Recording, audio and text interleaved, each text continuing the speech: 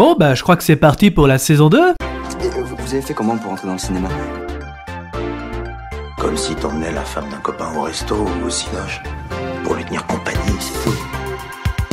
Un studio portatif de télévision. Tu t'y attendais à ce scénario? Oh mec, mon Dieu, qu'est-ce qui va pas avec cette prise? Si je ne sors pas très vite de score, je vais y rester prisonnier. Bonjour à tous et bienvenue dans Soyons Bon Public. L'émission est à retrouver à la fois en podcast ou sur YouTube tous les 15 jours le lundi à 17h. Et on va commencer avec le sommaire de l'émission. Dans cette émission, nous allons parler d'un sujet qui peut faire débat. Et cette semaine, on va revenir sur ces films de l'année 2024 et surtout, notamment de cet été, qui ont joué honnêtement la carte de la nostalgie pour les billets verts du box-office. Je reviendrai également sur quelques news en bref. Nous verrons une nouvelle photo ultra commentée du nouveau Superman, le nouveau Clint Eastwood qui est déjà sacrifié par Warner et enfin le chaos sur la production de Ballerina, le spin-off de John Wick. Et avant de commencer l'émission d'ailleurs, elle n'aura plus 3 parties comme la saison 1, mais seulement 2. Certains ont souligné la longueur de l'émission, j'ai donc décidé d'enlever une partie. Certaines semaines ce sera sur un dossier et certaines semaines, ce sera sur une recommandation toujours agrémentée de news de la semaine. Bref, bienvenue dans cette toute nouvelle formule. Et ça commence maintenant.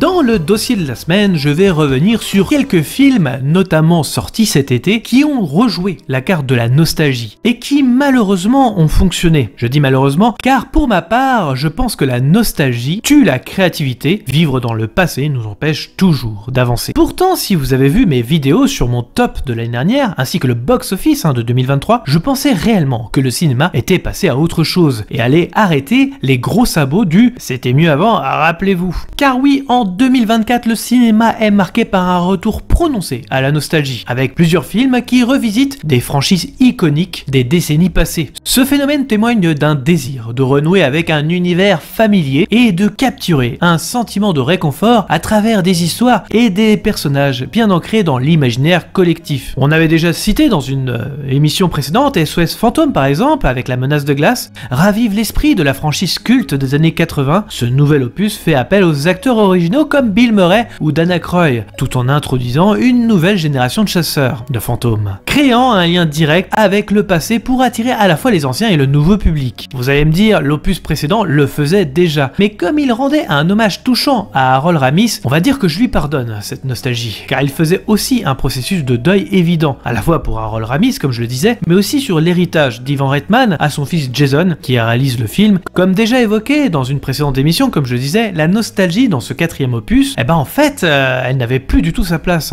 et on se demande encore pourquoi l'ancien casting est toujours de retour, ainsi que les nombreux Easter eggs. Pourtant, ici c'était l'occasion d'avancer avec les nouveaux personnages, mais aussi dans la franchise, tout en créant de nouvelles choses. Mais ici, le film a légèrement floppé. Pas de quoi non plus énerver, même si le studio envisage déjà un nouvel opus. Dans un registre similaire, Beetlejuice de Tim Burton fait également son grand retour, avec des acteurs emblématiques comme Michael Keaton et Winona Ryder. Cette suite recrée l'atmosphère gothique si chère aux fans du film de 1988. Et vous savez quoi? Ça a cartonné. On parle du grand retour de Tim Burton, on va dire que papy y gâtouille depuis près de 15 ans, en étant même presque l'ombre de lui-même. Et il suffit de regarder la bande-annonce, rien que ça, ou l'impression d'être dans un manège, un grand 8 nostalgique revisitant les décors du premier film. Après, est-ce que c'est une réelle plus-value ? En toute honnêteté, eh bien je veux bien vos avis en commentaire, ça m'intéresse. Cette vague nostalgique dans les films de 2024 semble répondre à une demande croissante de réconfort et de continuité dans un monde en constante évolution, en permettant aux spectateurs de revivre des émotions passées tout en découvrant de nouvelles histoires, voire aventures dans un univers familier. Là où ça coince pour ma part, c'est quand tout le film est basé sur ça, et les exemples que j'ai cités en font partie, mais aussi les suivants, et ils sont aussi rageants Intéressant d'autant plus qu'ils ont gagné le cœur des critiques spectateurs, mais aussi celui du box-office. Ce qui n'est pas forcément bon pour l'avenir car les studios capitaliseront sur la nostalgie encore quelques années, alors qu'ils le font de façon intensive depuis 2015 avec les franchises comme Terminator, Jurassic Park ou encore Star Wars. La tendance nostalgique au cinéma se renforce avec des franchises emblématiques qui continuent d'exploiter des univers connus, attirant à la fois des anciens fans et les nouvelles générations. Les films comme Deadpool et Wolverine ou encore Alien Romulus ajoutent une couche supplémentaire à cette exploration nostalgique, chacun bien sûr dans un registre particulier et différent. Et on va commencer avec Deadpool et Wolverine. On va faire la bagarre. On va faire la bagarre.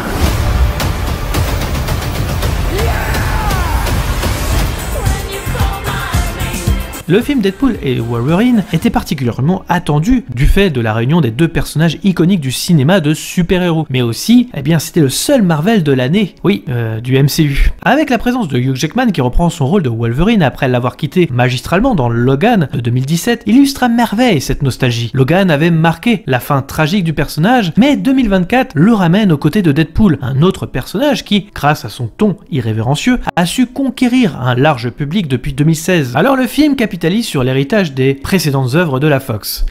Et d'ailleurs, il fait que ça. Alors, le film est un festival de caméos au point que les spoilers sont uniquement basés sur ce phénomène, car autour, c'est le vide intersidéral. Oui, si on enlève les caméos du film, eh bien, il ne raconte pas grand-chose, ou fait très artificiel. Certaines scènes sont même, d'ailleurs, incompréhensibles. Je vais vous donner un exemple, évidemment. Par exemple, donc, une scène présente, d'ailleurs dans la bande-annonce, je vais pas spoiler, voit Deadpool et Wolverine combattre une multitude de Deadpool, sans qu'on sache vraiment pourquoi. Ou pour quelle raison. D'ailleurs, le film ne donnera pas ces raisons. Et pourquoi les Deadpool en veulent à nos deux héros, c'est jamais expliqué. Pour finir, ce film ne fait pas non plus avancer le MCU. Alors, il utilise à peine en plus le multivers, et c'est d'un ennui assez significatif. D'ailleurs, ça rappelle un petit peu No Way Home. J'adore pourtant ces deux personnages, vraiment, ainsi que les personnages de la Fox, mais il s'agirait d'avancer en fait. Mais je comprends le but de Disney, c'est de faire une grande vitrine Disney+. Pour que les curieux aillent voir Blade, Elektra, ou encore les 4 Fantastiques ou les X-Men. Ça tombe bien, ils sont sur notre plateforme. Dans le monde entier, Deadpool and Wolverine a rapporté la somme colossale de 1,3 milliards de dollars pour l'instant, car il continue en plus d'être diffusé en salle. Et dans un registre totalement différent, Alien Romulus.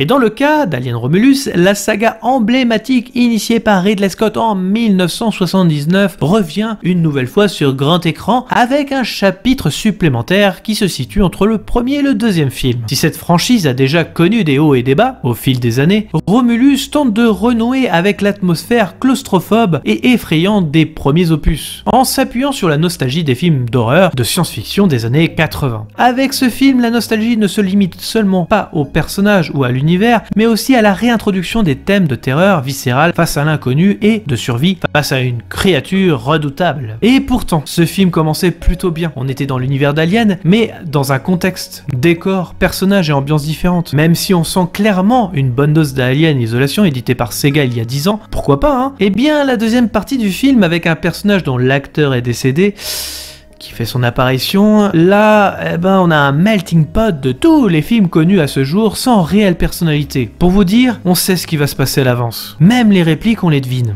Certains cinéphiles se sont même mis comme projet de réhabiliter les boosts qu'étaient Prometheus et Covenant. Je pense qu'il y a d'autres combats à mener, les gars. Surtout que même Prometheus, en 2012, exploitait déjà la nostalgie tout au long du métrage. La promo basée sur un retour aux sources, je ne pensais pas qu'on irait jusqu'au plagiat, sur toute la deuxième partie du film. Et ce qui est frustrant dans ce long métrage, c'est que la première partie, encore une fois, elle commençait super bien, avec des acteurs impliqués, ils créaient même de nouvelles choses, notamment au niveau des facehuggers, rappelant le film français Vermine en 2023 par instant. Je ne comprends pas que le film, par la suite, devient une caricature nostalgique, en rejouant les scènes des premiers films. Je comprends pas. La nostalgie en 2024 ne se contente pas de reprendre des franchises pour exploiter les souvenirs passés, non. En plus, elle ne réinvente rien sans nouvelles perspectives. Et petite info, le respect des œuvres originales n'est pas de le copier avec de gros sabots, infos, avec de gros clins d'œil, limite en te bousculant dans la salle.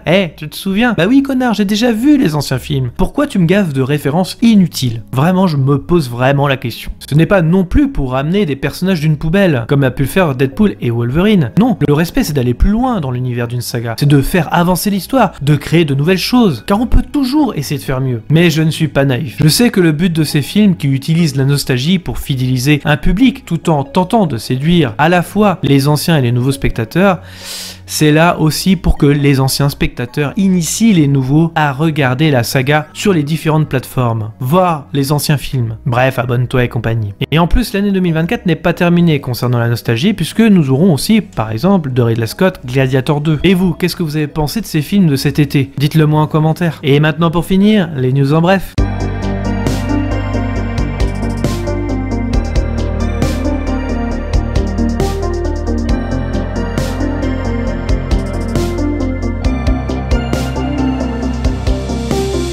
Deuxième partie de l'émission Les News en bref. Première news, une nouvelle photo dévoilée de son Superman par James Gunn qui a fait réagir les réseaux sociaux. Après l'échec cuisant du DCU et maintenant d'un film solo carrément, avec Joker Folie à 2, dont on reviendra dans une prochaine mission promis, on peut dire que DC n'a plus le droit à l'erreur. Seul l'univers de Matt Reeves semble être pris au sérieux dans l'écurie Warner. Alors après nous avoir habitués avec ses héros losers magnifiques, Gunn nous dévoile ses choix au fur et à mesure, retour des couleurs vives, slip par-dessus le pantalon, bref, son univers semble cohérent avec les idées du bonhomme. Alors que la première photo nous dévoilait un Superman qui se fout de ce qui se passe en arrière-plan, ici on continue la good vibes en introduisant le chien le plus célèbre des comics, à savoir Crypto. Le chien tiendra visiblement un rôle non négligeable puisqu'il est inspiré du propre chien de Gunn qu'il avait recueilli au moment où il écrivait le scénario de son Superman. Personnellement, je n'aime pas forcément le travail de Gunn comme vous le savez. Je dois avouer que son Superman, je le sens un peu moyen. Désolé, je trouvais ça ridicule dans les comics, alors en film, je pense que j'aurais beaucoup de mal. De même que le ton adopté par Gunn me repousse encore plus. On verra avec une première bande-annonce pour se faire une première idée. En tous les cas, le long métrage est prévu déjà pour le 9 juillet 2025. Deuxième news, le prochain Clint Eastwood pourrait sortir dans l'indifférence la plus totale. L'absence de communication sur le film est un premier indice, pourtant le pitch de son film, Le Juré numéro 2, porté par Nicolas Hoult, a de quoi donner envie. Incarnant un père de famille appelé à devenir juré lors du procès d'un homme soupçonné d'avoir tué sa compagne. Or, à mesure que les indices s'accumulent, il serait possible que le juré en question soit lui-même responsable de la mort de la victime. La Warner aurait décidé de sortir le film sur un minimum de salles aux États-Unis, 50 salles pour être exact, selon Empire City Box Office, un compte Twitter. L'idée pour le studio est de prendre la température en limitant le nombre de salles pour voir si la mayonnaise prend avec le dernier bébé de Clint, et d'ouvrir à d'autres salles si le bouche à oreille fonctionne, comme l'a fait par exemple Terrifier 3 en France. Il faut dire que Warner claque un peu les fesses depuis Cry Macho, le dernier film de Clint Eastwood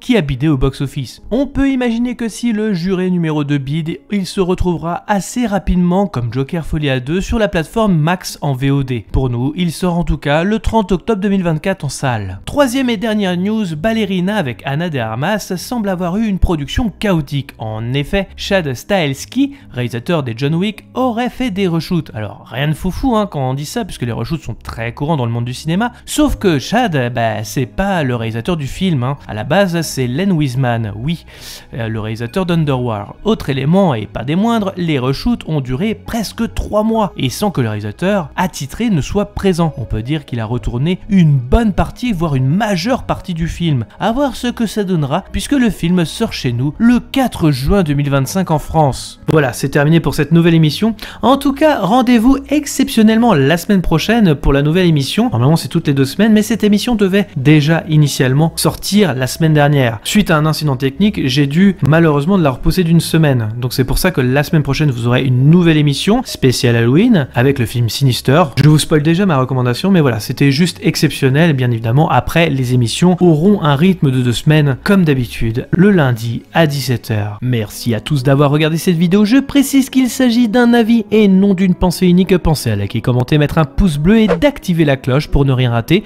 Nous sommes dispo sur les réseaux sociaux Facebook, Twitter, Instagram, les liens sont dans la description. Nous sommes également disponibles sur toutes les plateformes de podcast. Je vous invite donc à vous abonner quelle que soit la plateforme et de laisser un commentaire, nous y répondrons avec plaisir. Dans tous les cas, rendez-vous dans les salles obscures pour de nouvelles aventures.